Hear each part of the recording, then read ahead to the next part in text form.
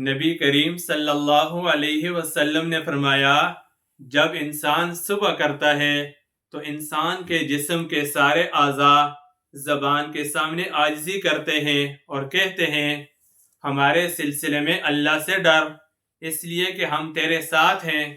اگر تو سیدھی رہی ہم سب سیدھے رہیں گے، اگر تو ٹیڑھی رہی تو ہم سب ٹیڑھے ہو جائیں گے۔ زبان کو قابو میں رکھنا انسان کے لیے ضروری ہے۔ زبان کے غیر ضروری استعمال سے اپنے آپ کو روکے رکھنا چاہیے۔ اس لیے اسی زبان سے جھوٹ، غیبت، بہتان، الزام تراشی، چغل خوری جیسے کبیرہ گناہ ہو جاتے ہیں۔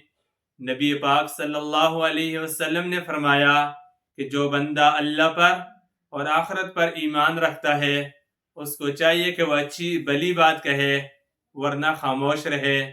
اللہ تعالی ہمیں زبان کا درست استعمال کرنے کی توفیق عطا فرمائے۔